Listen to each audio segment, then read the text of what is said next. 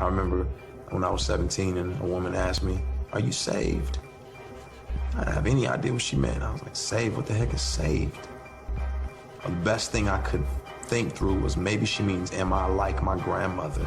And I adamantly told her no, because I'm not like my grandmother. I do hip-hop music. It's more than music, it's actually culture. It's the lens by which you see the world. They talking reckless, what you expecting from the walking dead. Man, it's okay to be bold, passionate. It's masculinity. That's what I do. I used to sneak and watch rap videos in my grandmother's house. I was too little. She wouldn't have let me watch them. And I would sit there and watch them, and I just marvel. Late at night, I found people to look up to. There were no Barack Obamas, there were no Martin Luther Kings and Malcolm X's. They'd all passed away, and so I had Tupac. I've been trapped since birth, cautious cause I'm cursed. The fantasies of my family in a hearse. And they say it's the white man I should fear, but it's my own kind doing all the killing here. I wasn't the greatest athlete, definitely wasn't a scholarly student. I wasn't the toughest guy, but being able to rap was my source of significance.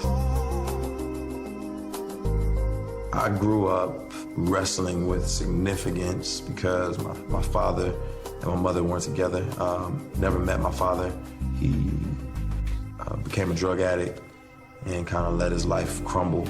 I felt like my dad was this piece of my life that I needed to have to feel like I was somebody. Having a single mother who worked a lot, you know, she just had to entrust me in the care of family members and different people a lot of times. I experienced abuse as a kid. I experienced neglect and you know, different kind of things. And so I was just wanting real significance, and I didn't feel like I was gonna get it trying to be this manicured, good, all-around student and person. The people I looked up to were gangsters. You know, my uncle, I remember him, you know, showing me a gun, and I just wanted to be like those guys. So I took a BB gun and stood in the middle of the street and pointed it at a car, and just saw the lady panic and freak out. And for me, that was just fun. I didn't have anything to do. I wanted to be back in the inner city. I wanted to be, you know, doing criminal activity. So I just kept rebelling, and I kept doing worse.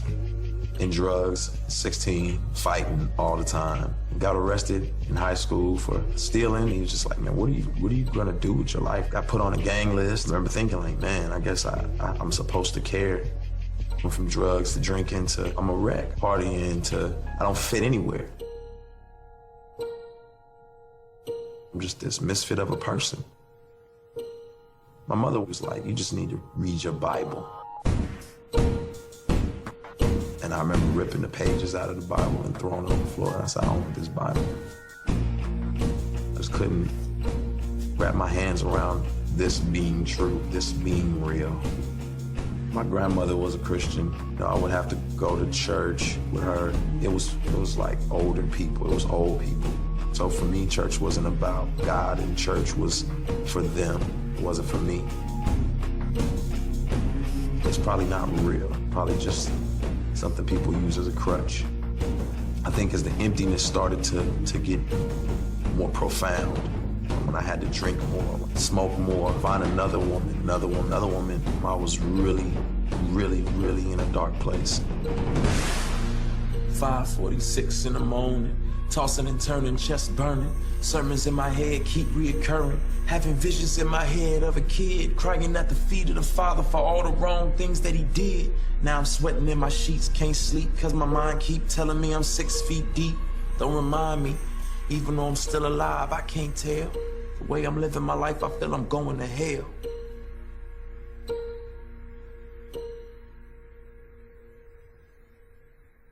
I got invited by a friend to a conference, and you know, I'm really just more excited about being in a big city. I'm more excited about there being girls. I'm more excited about just what the city brings. I'm not really concerned about the conference. So I get to the conference, and I see guys who have been shot from being in gangs. I see, you know, girls who were extremely promiscuous in the past. I see rappers. I see dancers. I see singers. I see people who came from the same background I came from, and they still embodied who they were culturally, but they were all in love with Jesus. And I'd never seen that before. And then I saw another group, and they were sold out for Jesus, and they were rapping, and you heard about it in their songs, and I was just like, what in the world? And as I listened to the lyrics, I was like, man, I don't know this. I don't understand this God they're talking about. And then finally, someone got up and said, do you know you've been bought with a price? And he told me the story of Jesus on Golgotha and him carrying the cross and him bearing all of my sin, all of my lying, all of my cheating, all of my escapades, all of my drinking and drugging, and put it on his own back. And he said, I was bought with a price. And it made me think, man, I'm like, somebody thinks I'm significant enough to die for me. Somebody thinks I'm significant enough to climb up this mountain with this cross on his back and take nails in his wrists and his feet for me. I remember articulating like, God, get me out of this, just don't kill me. Do whatever you gotta do to get me out of this, just don't kill me. I was driving down the highway and I turned too quick and lost control of the wheel. My car flipped over again and again. The roof caved in, windshield caved in, no seatbelt, glass everywhere. My glasses that I had on were molded like kind of into the frame of the car, and I didn't have a scratch. That was it. I said, I get it. Called up my friends who I knew were living for Jesus, and I said, we gotta make this happen. I'm coming home. I saw change happening. I spent a lot of time searching for father figures. Just saw the evidence. And God has shown me that, ultimately He's my father. It drives me to keep pressing. I started volunteering at a juvenile detention center. And some of those songs that I had written in my darkest times when I was crying out to God, I would do for Him. And you just see Him sitting there weeping. And time after time, they keep requesting it. Can you do that song again? Can you do that song again? I just need that to hold on to. I need something that's gonna remind me that I need Jesus. It hit me like, this is what I wanna do. I wanna use music to offer hope and encouragement to people. I was created by God, but I didn't want to be like Him, I want to be Him. The Jack Sparrow of my Caribbean. I remember the first created being and how He shifted the blame on His dame for fruit He shouldn't have eaten.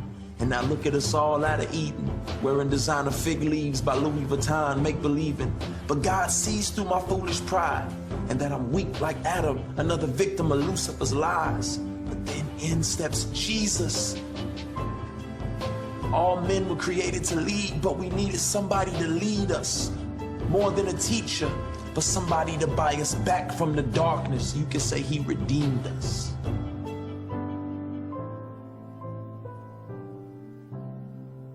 I've learned to stay close to my source of significance, to my source of worth. And that's God. My name is Lecrae, and I am second.